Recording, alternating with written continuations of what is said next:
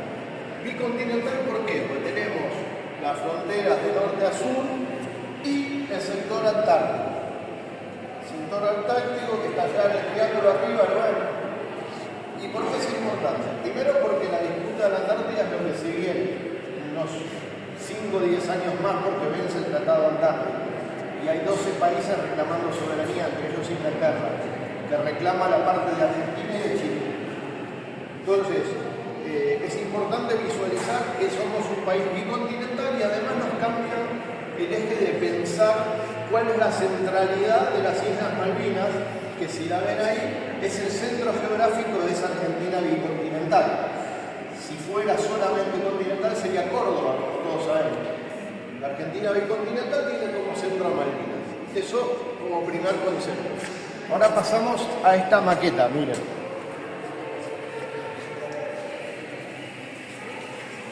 Esta, como todos saben, son la maqueta de las Islas Malvinas.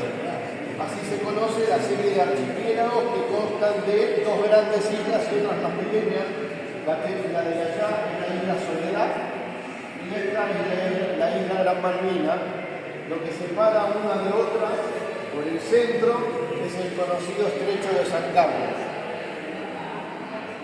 El continente argentino debería estar ubicado aquí, más o menos, y lo que ustedes también tienen que llevarse como un concepto es dónde está Puerto Argentino. ¿Alguien sabe? Yo cuando empecé a investigar Malvinas me lo imaginaba por acá, o sea, cerca del continente. Obviamente, como las Malvinas fueron usurpadas en 1833 y ahí se utilizó el puerto argentino está allá, en la zona más alejada posible del continente para impedir o obstaculizar o ustedes quieran llamar la comunicación de buques, aeronaves del continente hacia las islas. Eso es importante. Después memorícense lo estrecho del estrecho de San Carlos, vale a la redundancia, porque va a tener una importancia clave en lo que va a ser la guerra de Malvinas. Ahora vengan por acá. Empezamos con la línea histórica, que son los fundamentos, si se quiere, histórico-políticos y jurídicos que hacen a la pretensión de soberanía de Argentina, los pergaminos que Argentina puede ostentar para reclamar la soberanía sobre las islas. Primeramente, en el 520, el primer avistaje de las Islas Malvinas y su inserción a la usanza en el mapa de la época es de Magallanes, ya nuestro.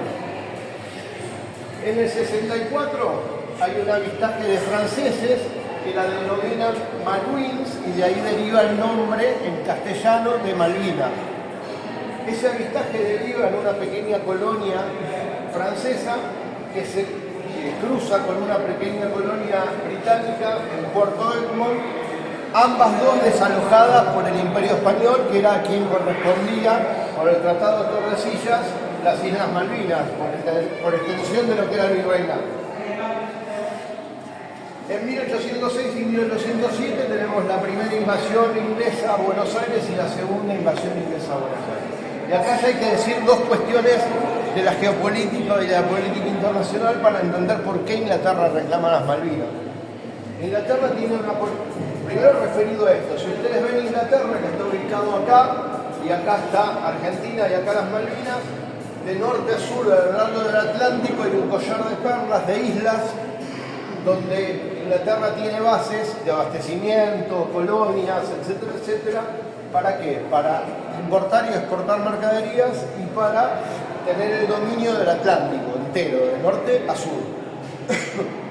¿Por qué el dominio? Porque dentro de la geopolítica hay dos concepciones, o el dominio de la tierra, el hinterland, o el dominio del mar, que se llama potencia talasocrática. Eso es Inglaterra porque son dos islas.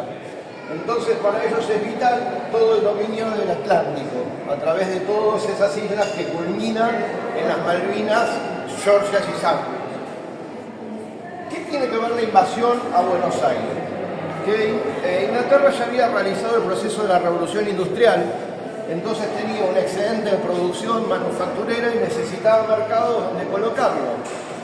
Buenos Aires nace del contrabando, cuarto, en consonancia con las oligarquías vernáculas, entonces concibieron la idea de ocupar aquí y usar el puerto para exportar hacia el mercado todo lo que sea materias primas para volver con productos manufacturados y el Río de la Plata y Paraná exportar a América del Sur. Por eso vuelta obligado, que ya lo vamos a ver. Seguimos. 1810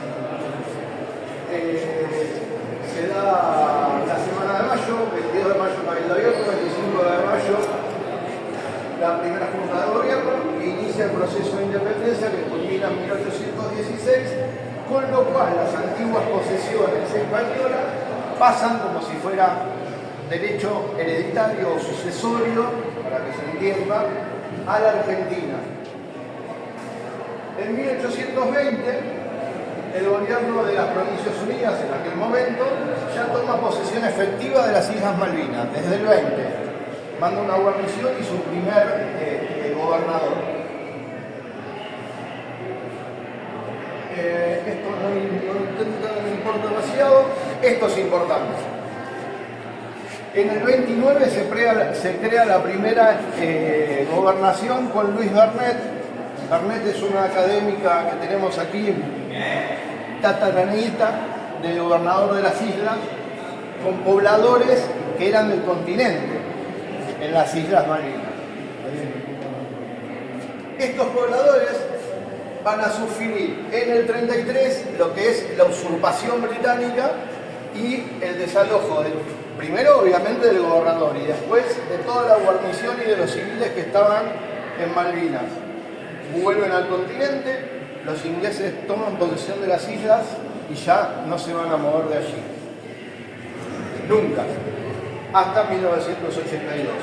Y a su vez Argentina, en los sucesivos foros internacionales, va a empezar el reclamo por la soberanía desde el 83, desde el 33, perdón, hasta el 82, sin dejar de reclamar por la usurpación y reivindicando los derechos.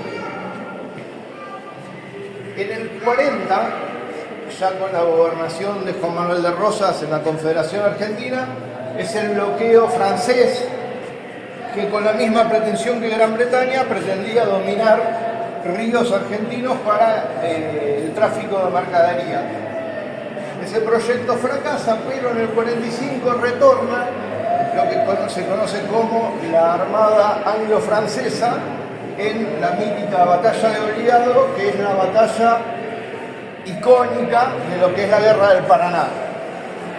En Obligado pasan los buques de guerra ingleses y franceses, no sin tener muchas bajas y buques averiados, en una heroica defensa que hizo Mansilla, con las cadenas que atravesaban los ríos para dificultar el paso y artillería en las costas. Y remontando el Paraná son asediados y atacados desde las costas en Tonelero y en Quebracho Herrado, produciéndoles tanto daño que tienen que replegarse y aceptar las condiciones que le impone Rosas en el 49 con el ministro Arana, que era el ministro de Relaciones Exteriores, con Southern, donde básicamente Inglaterra reconoce la navegación de los ríos interiores es soberanía argentina. Desagravio del pabellón nacional con 21 cañonazos y la firma del Tratado de Paz. Francia no, Francia lo va a hacer 2 años después, recién. Ahora, ¿por qué esta actitud de Francia y de Inglaterra de forzar una acción bélica violando la soberanía nacional por ríos interiores de la Confederación, o sea, de la República Argentina? Porque Rosas había tomado 2 medidas que afectaban esta política exterior que ellos tenían de libre comercio, que era, primero, los ríos interiores no son para navegación de buques extranjeros, y si no fueran porque quieren comercializar, Rosas había sancionado la ley de aduana donde tenían que pagar tributos muy fuertes por la mercadería que traían y podía perjudicar la industria nacional incipiente, entonces tenían que pagar tributos. Ellos no querían y de ahí nace el conflicto. Vamos por acá. Esto tiene una nota de color importante porque tiene que ver con que si hay algo que une a los argentinos es el reclamo de Malvinas. No importa si era civil, militar, unitario, federal o Roca. Roca hace el reclamo pertinente de la soberanía también. O sea, se ve esa constancia que yo les decía anteriormente desde el 33. Protesta de Irigoyen en el 22. No importa el signo político, ustedes fíjense. En el 33, recuerden lo que le dije de la revolución industrial.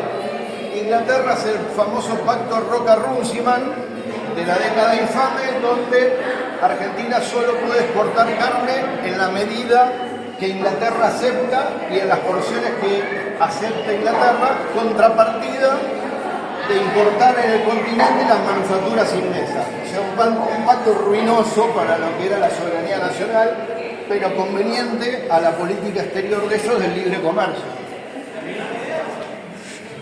Aquí es importante esta ley de Palacios, también remarco la diversidad ideológica en la cuestión Malvinas, porque hace traducir un libro de Paul Broussard, que está en francés, y es la primera bibliografía que se va a dar en los colegios y en los lugares institucionales con la reivindicación y la historia de las Islas Malvinas.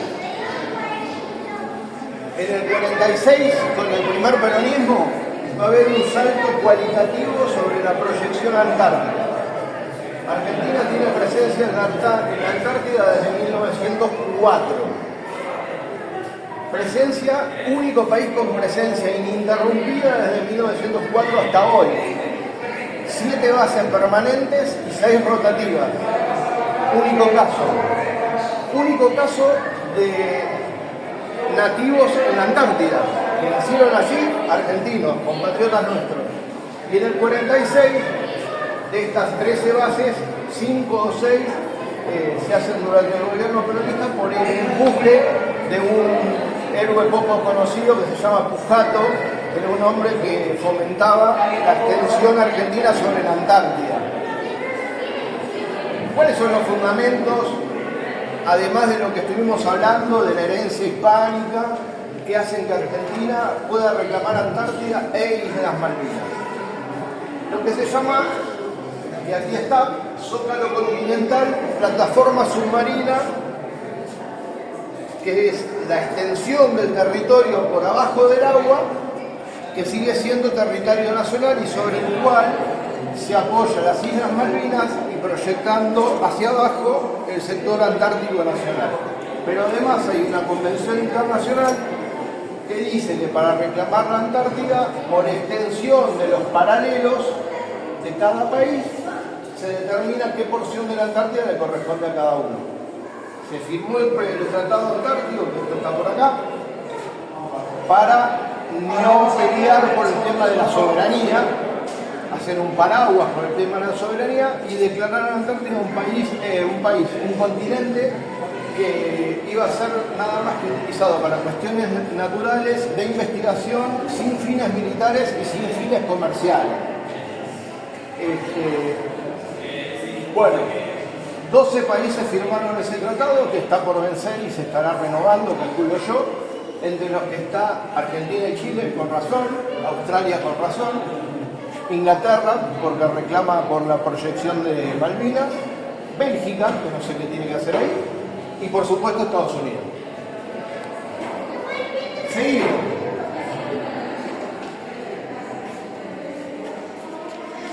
El 1 de diciembre del 59 fue la firma del Tratado Antártico, que yo les decía. ¿Cuál es la principal cualidad? Congela los reclamos de soberanía, para que no haya disputa. Ahora seguimos para acá. En el 60, ya pasada la Segunda Guerra Mundial y constituida la Organización de Naciones Unidas, se da un proceso de descolonización en la mayor parte de lo que se conoce como el tercer mundo, los países no alineados, sobre todo en África. Entonces Naciones Unidas saca una resolución reconociendo justamente la falta de derechos que tienen los países que poseen colonias, intimando a la descolonización, y crea el Comité de Descolonización. Eso le da una punta de lanza a Argentina para sostener que los que son una población implantada, no son naturales de allí, son una colonia y sujeto a la resolución 1514 tiene derecho al planteo ante el Comité de Descolonización. En el 65, y basado en esto del 60, viene la resolución 2065 que declara que efectivamente hay una población implantada y que entonces la cuestión de Malvinas es un territorio en disputa, la soberanía está en disputa. Por supuesto, intima a las partes a resolverlo pacíficamente, pero ya no reconoce nunca una soberanía de Inglaterra. Acá 2 notas de color que hacen al amor que tiene el pueblo argentino o la conciencia nacional del pueblo argentino, más allá de los gobiernos, sobre la cuestión Malvinas. En el 64 un piloto, Miguel Fitzgerald, aterriza sobre Malvinas, lee una proclama reivindicando los derechos soberanos.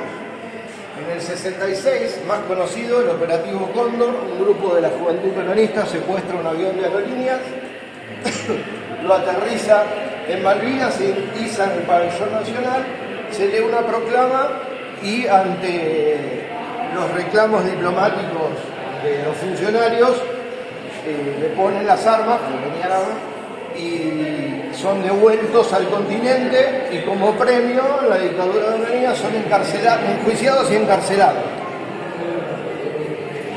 Ahora hay algo que es importante para contrastar lo que se llamó política de seducción ositos Winnie Pooh mediante del menemismo, en contraposición a una política de integración que quiso llevar primero la NUCE y luego la continúa Perón. La realidad es que los Kelpers vivían muy mal, no tenían gas, se calentaban por la turba, estaban aislados, recibían 2 buques por año de Inglaterra, no tenían contacto con el continente. Entonces Argentina emplaza en las islas del Estado, emplaza en las islas YPF, construye la pista que es la que va a actuar durante todo el conflicto, que comunica el continente con las islas, fomenta becas para que isleños puedan estudiar acá, y hay toda una política de integrarlos tendientes a un diálogo en paralelo con Inglaterra, de llegar a una política de codominio, como tenían con Hong Kong, de unas 2 banderas o doble soberanía, y después de algunos años devolverla. Esto iba encaminado por el general Perón, muerto Perón, se acaban las negociaciones y se vuelve a la política dura de Inglaterra.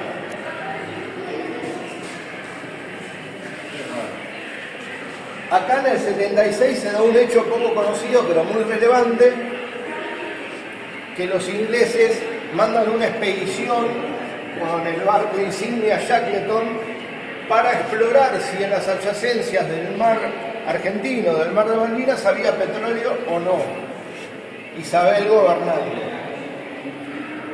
La flota de expedición de Inglaterra pasa por mar jurisdiccional argentino y se conoce por las comunicaciones que iban a realizar acciones de exploración, se les intima que abandonen la misión y las aguas argentinas no lo hacen, y el débil gobierno de Isabel cañonea, débil o no débil, cañonea los barcos ingleses por estar infringiendo el mar argentino y yendo a usurpar o querer explorar para usurpar nuestra riqueza.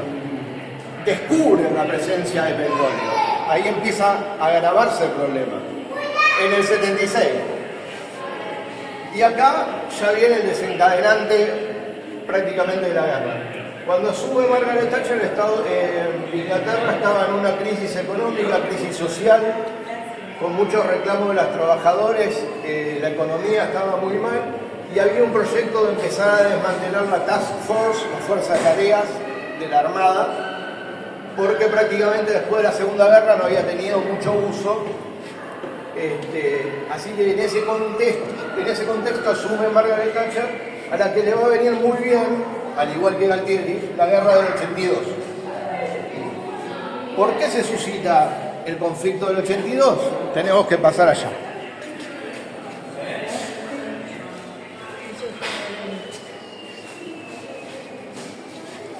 Como ustedes saben, el conflicto empieza en las Islas Georgias, donde un vecino de Avellaneda, llamado Davinov, tenía una empresa de chatarras y tienen que desmantelar lo que era una empresa que trabajaba con ballenas para sacar aceite y todo lo demás.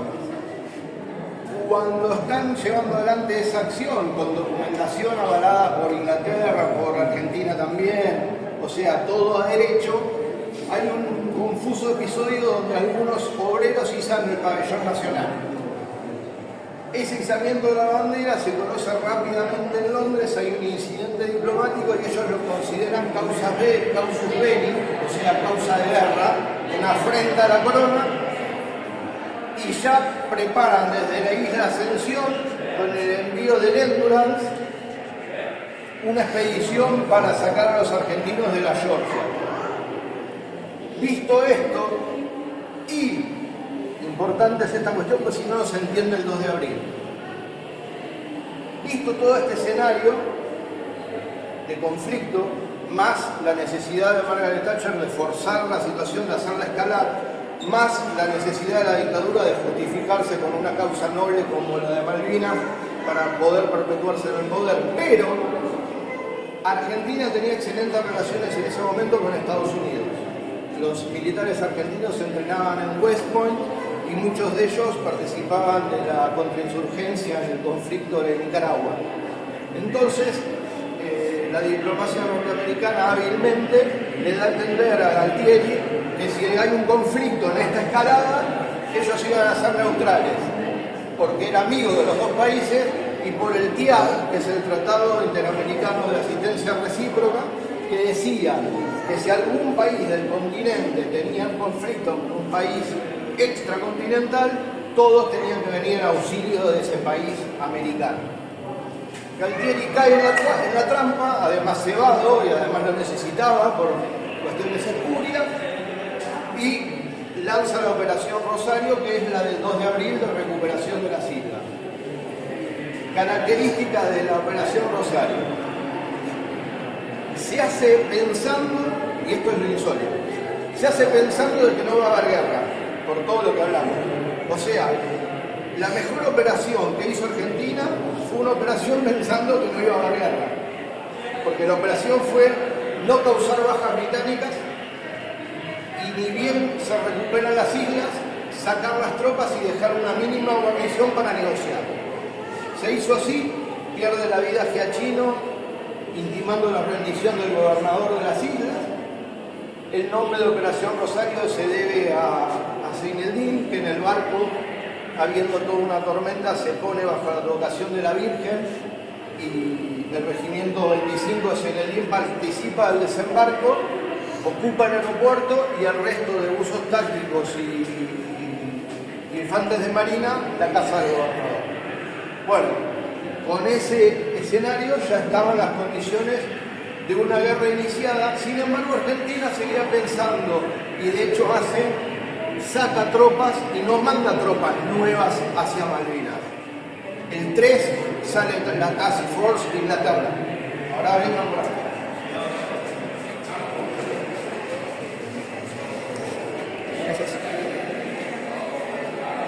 Estoy por acá.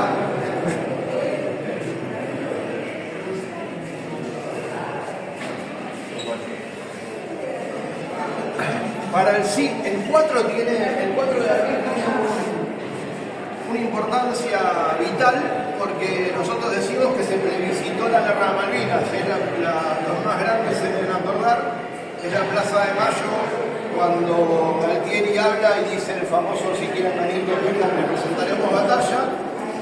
Y cuando él se pronunciaba como presidente de los argentinos, toda la plaza chiflaba, pero cuando decía vamos a pelear contra los ingleses, toda la plaza aplaudía. O el argentino sabía que era su enemigo histórico y pensó que iba a un enfrentamiento real y no a una argucia de la dictadura, que después en la desesperación va a mandar contingentes en cantidad, pero no adecuados para este tipo de conflictos. Por ejemplo, batallones correntinos que iban en el sur, y las tropas de montaña estaban acá. Por ejemplo, los buzos tácticos que participaron en una operación de élite de recuperación el 2 de abril, los volvieron para el continente y no participaron más. Otro ejemplo. Bueno, ante toda esta cuestión, Argentina invoca el TIAR, que les había comentado. Estados Unidos les dice I'm sorry, my friend, y se pone del lado de Inglaterra. Y el 1 de mayo tiene inicio, digamos ya, la escalada militar, porque Gran Bretaña bombardea Puerto Argentino y se inicia formalmente la guerra. Desde el 2 de abril al 1 de mayo, Galtieri manda desesperado 40.000 soldados de todo tipo. Correntinos, del norte, también del sur, conscriptos, oficiales, suboficiales, pero en forma anodina, no planificada. El 2 de mayo es un hecho muy importante porque tiene lugar un crimen de guerra que ya va a hacer que el enfrentamiento sea ineludible. Tenemos un gran hermano que no es la serie ni es el reality, que se llama Perú, que nos dio armamento, nos dio infinidad de voluntarios que no fueron aceptados, y nos dio a una costa de entrar en guerra aviones Mirage, iniciado el combate para pelear. Pero también nos dio, a través de Pérez de Cuellar, una propuesta de paz de la ONU, donde decía, bueno, retiren las tropas. Argentina dice que sí, acepta el tratado, y negociamos. Mientras tanto, el submarino Conqueror, submarino nuclear, que patrullaba el mar adyacente a las Malvinas dentro de las 200 millas que había establecido Gran Bretaña como terreno de operaciones, avista al crucero General Belgrano que era el crucero de mayor poder de fuego que tenía la Argentina. Pero varias cosas. Primero, el crucero no estaba dentro de las 200 millas, que era la zona de guerra, estaba fuera. Y segundo, el crucero no estaba yendo a Asia, ni tampoco persiguiendo ninguna embarcación, estaba volviendo al continente, o sea que tampoco representaba una amenaza. Pero era un barco importante por el poder de fuego, y cuando lo avista el comandante del Conqueror, se comunica con Londres y pide instrucciones. Ustedes habrán visto, y los que no se la recomiendo, la película Margaret Thatcher de Meryl Streep, donde esta escena está graficada. Habla por teléfono con el comandante y le dice, tengo el Belgrano, ¿qué hago? Y ella responde, húndanlo. Vuelve a preguntar 2 veces, húndanlo, y una tercera, húndanlo. 2 torpedos, uno acá y el otro acá, prácticamente en el medio. En poco menos de 25 minutos se fue a pique el Belgrano y ahí perdimos 323 vidas, la mitad de los caídos en Malvinas, y ya se hizo imparable el conflicto. A tal punto fue un crimen de guerra que diputados y senadores de la Cámara de los Lores, estas son las copias de las tapas de los expedientes, inician una investigación donde juntan pruebas de que fue un crimen de guerra, pero la corona tapa todo y no pasa nada. Queda ahí. Les decía, recuerden en la maqueta el estrecho de San Carlos, que es el que separa las 2 islas.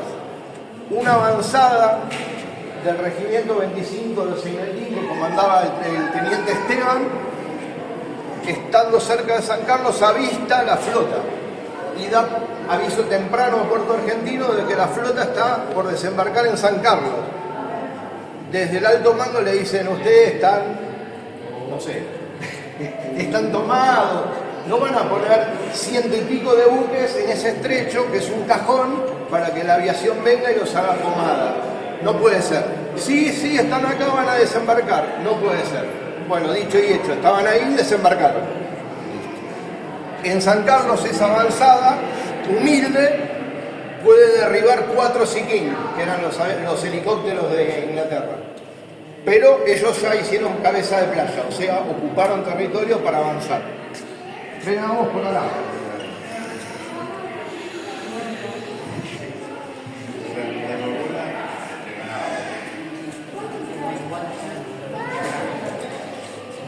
El 27 de mayo tiene lugar lo que los propios ingleses denominan como la 9ª peor batalla de la historia del ejército de los Royal Marines, que fue la de Batalla de Pradera del Ganso, que es un istmo que une las 2 partes de la isla Soledad.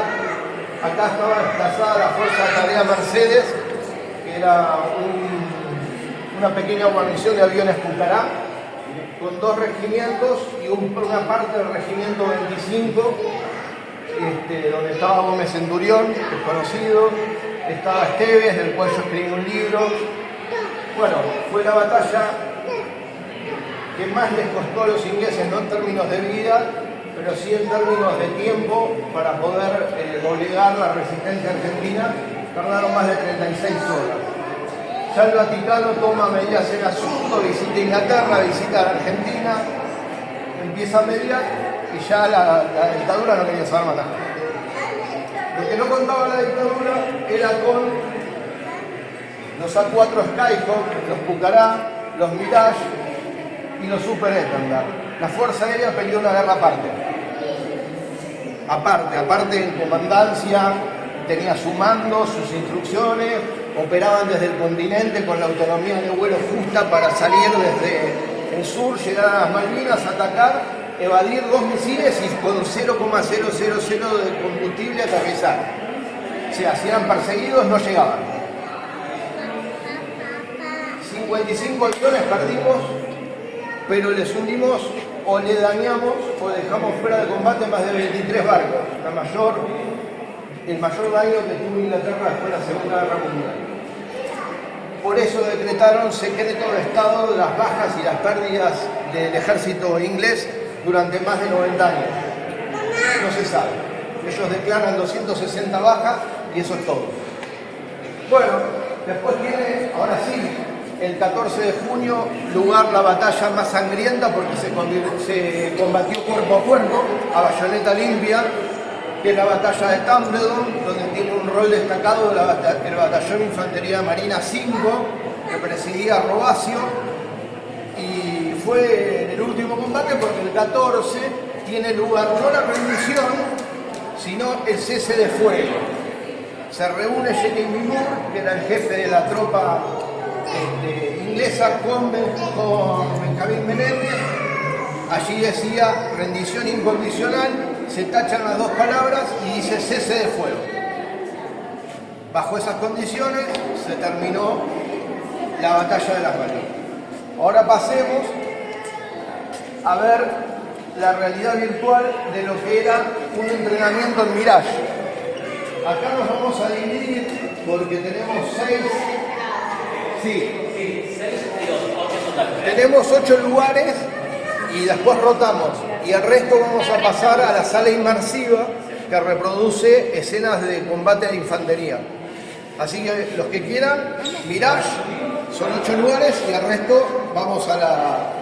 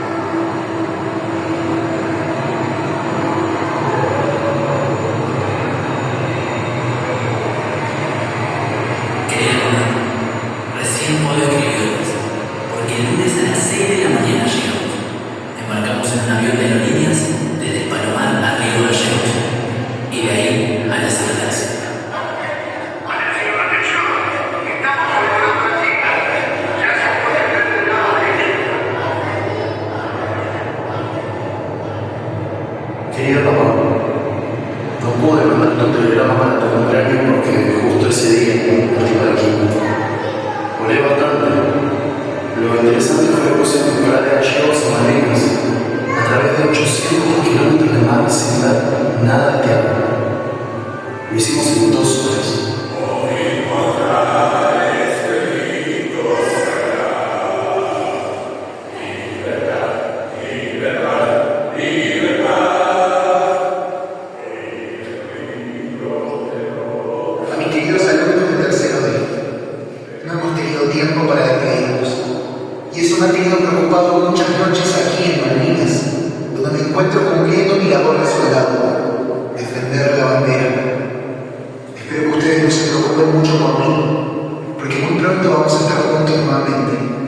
Y vamos a cerrar los ojos y nos vamos a subir a nuestro inmenso cobre y le vamos a decir que nos lleve a todos al país de los cuentos, que como ustedes saben, queda muy cerca de las Malvinas.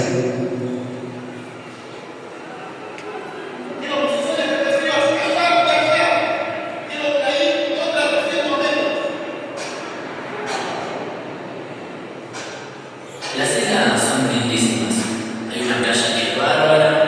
Yo la estoy pasando bien y no necesito nada. Parece que si no pasa nada y todo se arregla, dentro de 1 mes estoy por allá. Quiero que sepas que estoy bien y tengo fe que voy a salir bien. Mis únicas deudas son el auto, nada más. No quiero que te alarmes, es una mera formalidad, nada más. Hay que ser realista. Yo te quiero mucho, pero mi lugar es este. Para eso me preparé todos estos años y además estoy convencido que es una causa justa.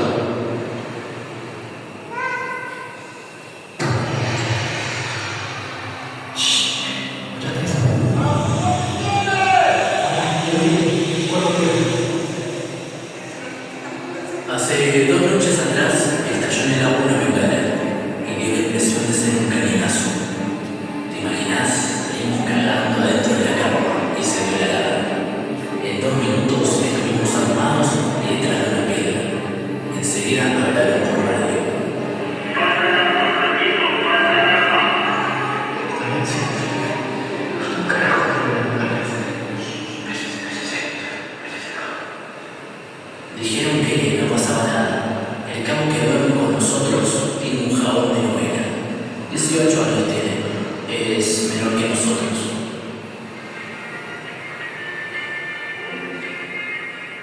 Che, bajen esa música. Adivinen que no te la correspondencia, pero seré mañana. Hay que descansar. No se preocupe, sargento, que yo no tengo a nadie que me No se haga la misma. Usted también. Ayer caminamos como 6 kilómetros hacia el sur y vimos una granja. Parece que tiene corderos. Que alguien no me ha pasado. Me encontré que estoy cagado de hambre. Ahora estamos haciendo silencio. ¡A dormir, carajo! No sabré los usados que soy viejo. Acá. ¿Me compraste un cigarro?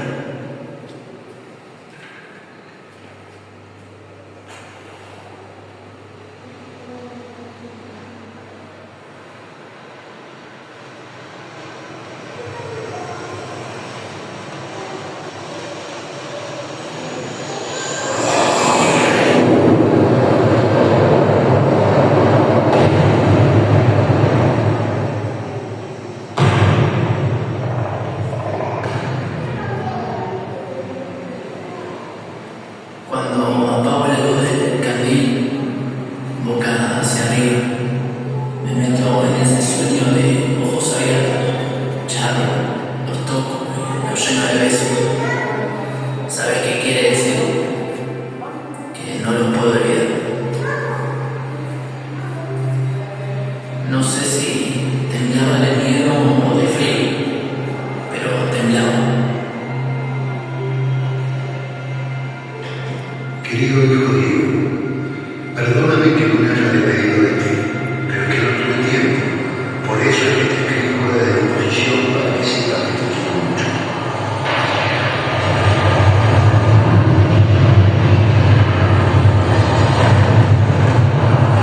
Te cuento que hace 2 días íbamos en un helicóptero y te bombardearon.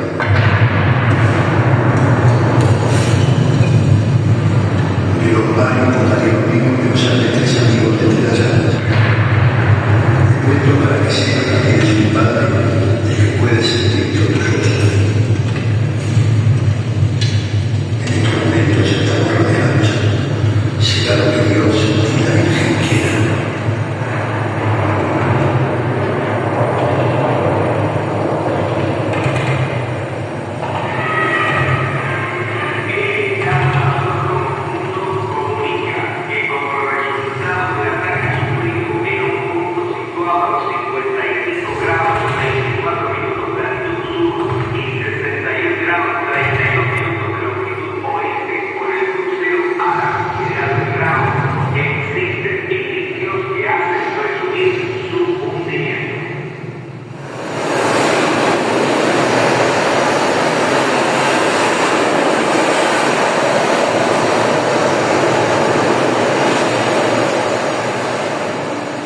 Quería reunirme, pero que haya recibido mi carta anterior y esté enviando. El domingo estábamos navegando a la altura de Santa Cruz. En la noche recibimos orden del auxiliar de la jefe del crucero de verano, que había sido torpedeado. Hacía bastante frío. Ahora llegamos en el buque, un montón de gente que rescatamos del crucero. No sé si sabrán quién estaba la mayoría de mis compañeros de institución de campo de Sarmiento, por eso estábamos corriendo por el piso. Pero llegó una lista con los nombres de los sobrevivientes y están casi todos.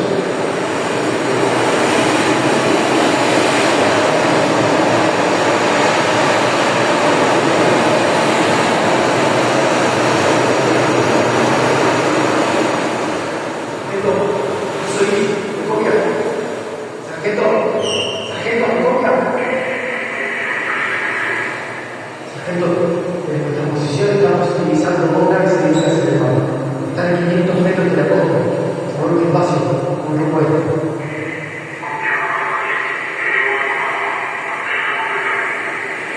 Vamos a verlo. Che, ¿al final quién es? ¿Qué sé yo? Ahí me fijo. Queridos soldados mías, te escribo de Tucumán y quisiera que piense que soy tu abuela. Me llamo María Enriqueta y mis 68 años no me permiten acompañarte, pero mi espíritu se siente tan fuerte que podría ser un soldado más si fuera necesario. Hijo mío, San Martín,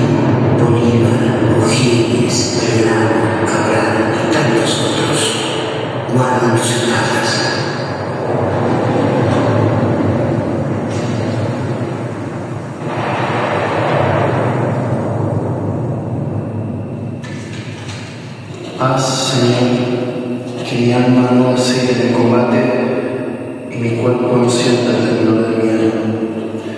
Que mi espíritu no sienta la sed, el hambre, el cansancio y la fatiga, aunque lo sientan mis carnes y mis huesos. Hay un compromiso de los que somos soldados hacia los que fueron e hicieron la patria y los que caen en estas islas, hacia los que son todos ustedes, los que rezan con los ojos y la propuesta en este lugar, y hacia los que serán generaciones que limpien el orgullo de ser nuestros hijos. Haz, Señor, por favor, que sea capaz de cumplir lo imposible, que desee morir y vivir al mismo tiempo. Te ruego mantengas mi alma en vela y mi oído atento a los ruidos de la noche. He querido ser el soldado más valiente de mi ejército y el argentino más amante de mi patria. Perdóname este orgullo, Señor. Escuchad, yo nunca hablé contigo. Hoy quiero saludarte. ¿Cómo estás? Me decían que no existes y yo tonto creí que era verdad. Anoche vi tu cielo. ¿Quién iba a creer que palabras te bastara con tenderse en las espaldas? No sé si aún te va a darme la mano. Al menos creo que lo entiendes. Es raro que no te haya encontrado antes sin ir a un infierno como este. Pues bien, yo todo lo he dicho. Aunque la ofensiva nos espera para muy pronto, Dios, no tengo miedo desde que descubrí que estaba cerca.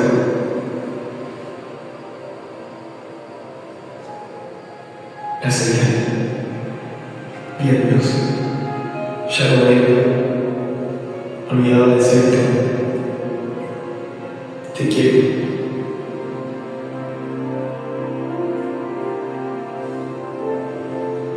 Los caídos argentinos en la guerra de Malvinas son 649.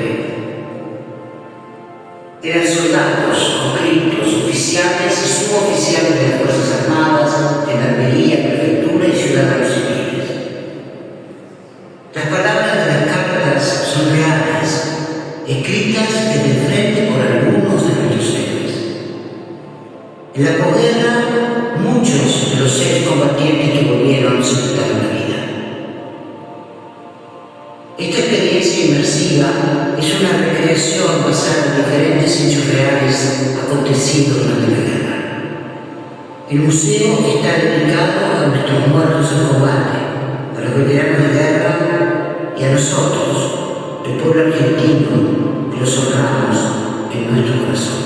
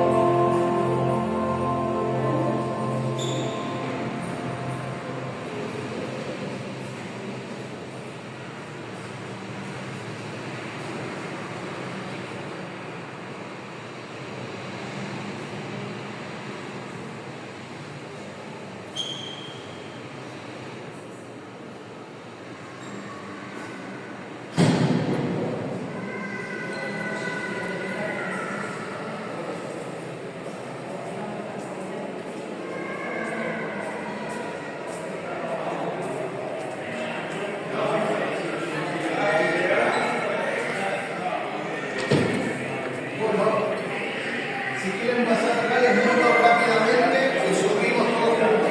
Para acá.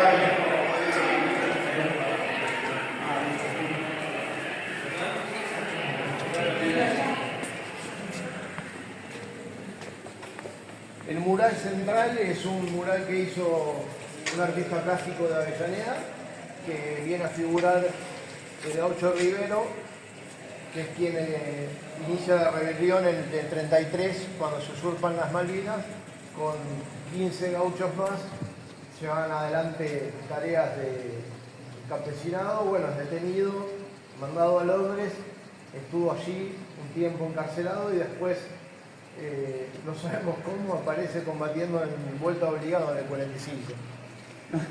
Y lo que ven allá es una réplica de la Virgencita de Luján que estuvo en el frente, en Malvinas, y que después estuvo en el cementerio de Darwin, y alrededor los 10 crucifijos con los 10 rostros de los caídos de Avellaneda en la guerra de Malvinas.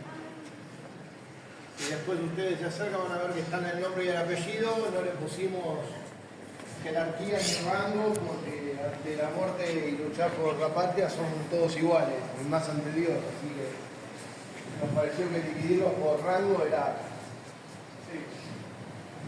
absurdo.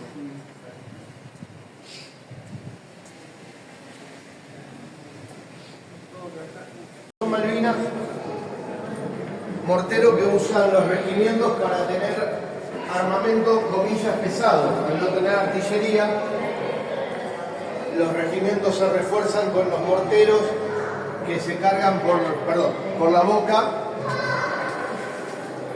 y escupen el proyectil.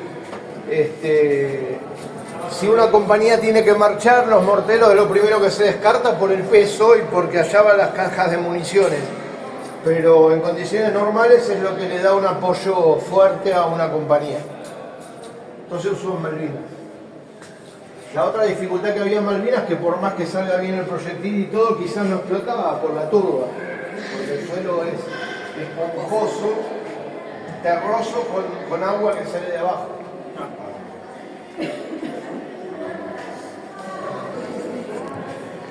En cuanto a la autenticidad de la pieza y de quién viene, quizás es el elemento más importante que está en el museo, porque es la bandera que usó Juan Pablo II y se la donó a la Argentina cuando estuvo en la misa que hizo en el Monumento a los Españoles. Se acordarán los más grandes después de la misa de Luján. Esta es la bandera original que dejó el Papa cuando hizo las tratativas de paz. Y bueno, la donaron al museo, así que importante pieza. Ahí tienen alguna bibliografía y objetos varios. Y después pasamos a la maqueta del general Belgrano.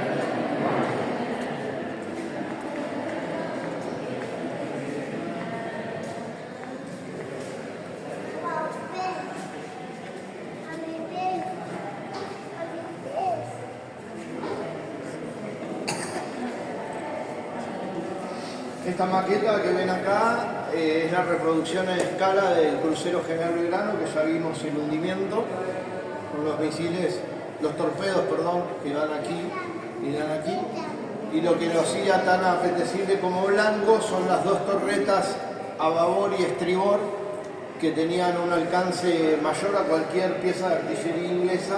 Entonces, si se amarraba al buque cerca del muelle y se le ponía los cañones apuntando hacia adentro, era difícil que se acerquen los buques británicos. El barco era antiguo, eso también influyó en el hundimiento, no por su... viene este barco comprado sobreviviente de Pearl Harbor, se compró en la Segunda Guerra, lo compra Perón y se llamaba 17 de octubre. Después de la Revolución Libertadora le pone el general Belgrano y participa de la guerra de Malvinas, pero fíjense que tiene todo el porte de un buque, por las pelis habrán visto lo que eran los antiguos buques de la Segunda Guerra, un buque importante, tamaño, pero por ejemplo no tenía sonares, entonces no tenía forma de detectar el ataque de su manera, no había manera.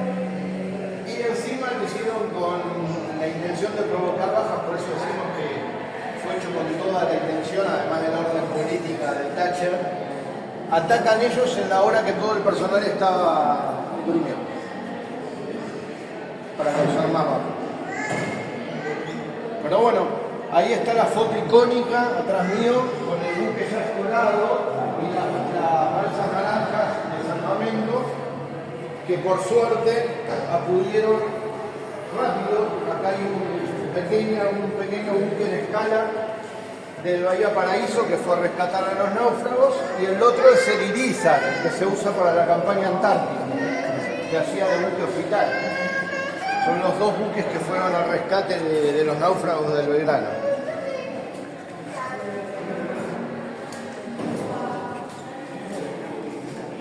Acá hay una particularidad de algunos objetos que tenían los soldados en la mochila, que, bueno, algunas son inentendibles, siempre conversamos con mis compañeros. Por ejemplo, ahí atrás van a ver las famosas zapatillas flecha, y acá lo quedaron de las zapatillas. ¿Por qué estaban? Porque teóricamente el borceguite aprieta, molesta, entonces se ponían las zapatillas. Ahora, ¿en qué cabeza cabe que te vas a poner zapatillas con menos 10 grados en un suelo que sale agua? Y así fue la cantidad de pies de trinchera que hubo, que después va a gangrena eso y pierden las extremidades. Esa era la pala con la que se cavaban posiciones que eran muy difíciles de hacer por el tema de la turba, que sale agua, se inundan. Ese es el problema. Y bueno, cuando no hay planificación pasa eso. Ninguna planificación. Siempre se pensó que no iba a haber conflicto. Allí tienen algunas medallas donadas por héroes y algunas revistas que hablan del conflicto del Atlántico Sur.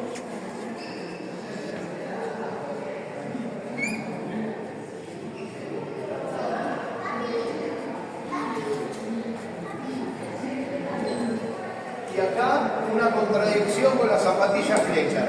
Dicho por los ingleses, al tomar prisioneros a varios argentinos en las sucesivas batallas o caídos, usaban la campera argentina porque era más calurosa, abrigaba más esta. Pero no servía de nada esa calidad de abrigo si tenés los pies mojados. De nada.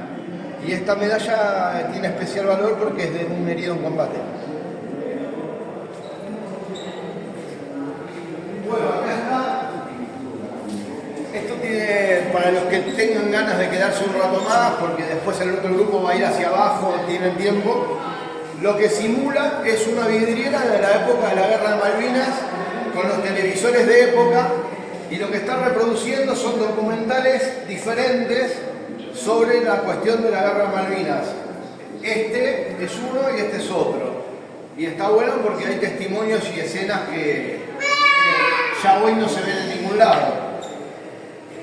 Van a ver las 24 horas por Argentina que hicieron Pinky y Fontana para conseguir fondos.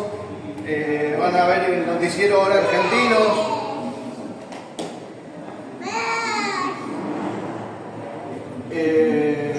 No sé si van a hacer a tiempo, si se van a tener que dar, pero está el discurso de Galtieri y cómo lo silban y después cómo lo ovacionan cuando dice que va a combatir con los ingleses y cómo estaba la plaza explotada, el 4. Está el desembarco, yo no sé si no es esto, el desembarco argentino.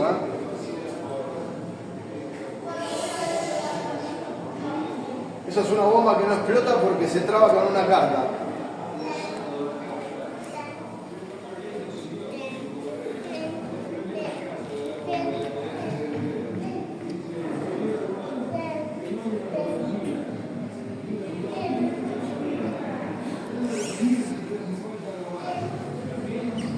Acá hay una particularidad que se pueden llevar como datos de color. Los aviones de transporte de tropas eran los mismos de Inglaterra y de Argentina, entonces para reconocer propia tropa a todos nuestros helicópteros se les pintaba la línea amarilla en la cola. Y me gusta porque los helicópteros de escala tienen ese detalle que se usó en la guerra y era muy importante. Eso es del DNA, ahí está Seinetín con Casanseu. Eso es del 2 de abril.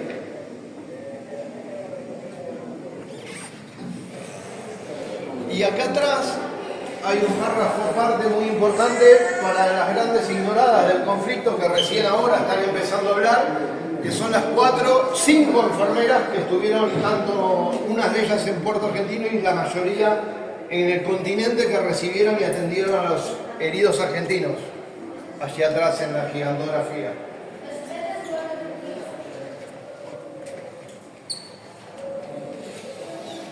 Las tres cruces que pueden ver aquí eran las cruces antiguas del primigenio cementerio de Darwin que hicieron los ingleses, con las cruces así rústicas de madera, manchadas por la tierra malvinense, que después fue todo reemplazado cuando se construyó a instancias de la Comisión de Familiares de Malvinas, el cementerio que ustedes conocen hoy en día. Y arriba, afuera, está el Diego con las Malvinas, como notas de color. Y la terraza, que bueno, quizás haya el día de mañana un proyecto para ampliar. Recién nacimos y ya queremos ampliar. Pero la verdad, ahí hay un lugar. Miren ahí abajo a la izquierda está el discurso, justamente. Mirá la plaza.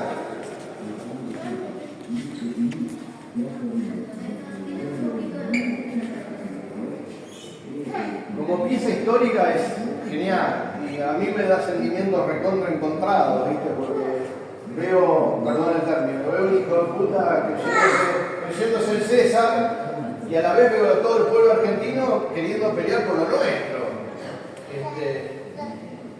Y bueno, no sé.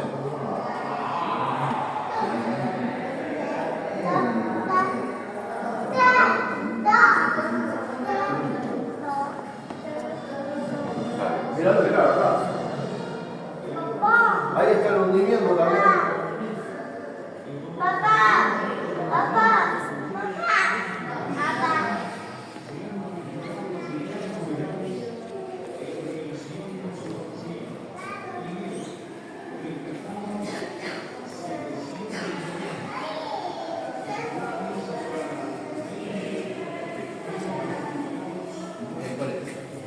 Sí.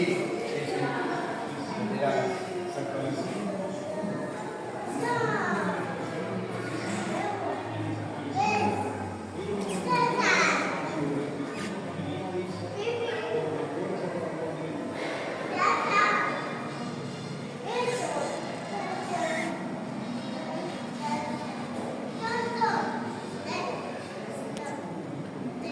Lo que están viendo en los tres televisores centrales es lo del Belgrano. Bueno, ahí ahora pasó la discusión eterna si el Invencible, que era el buque insignia, fue atacado o no. Los ingleses dicen que no, y nuestros pilotos dicen que no lo hundieron, pero que lo dejaron fuera de combate.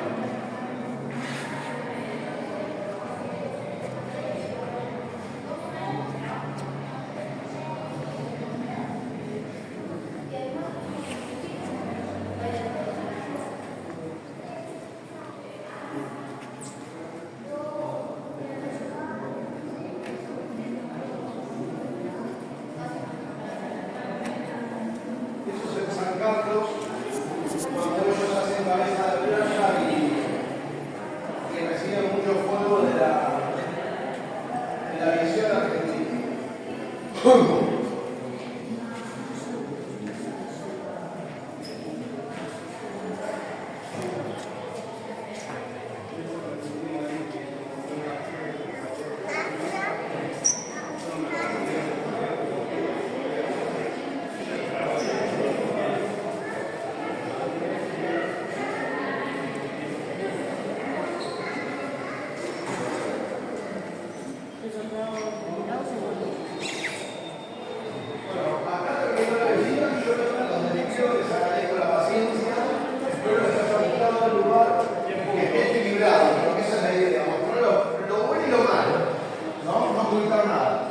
Así que gracias por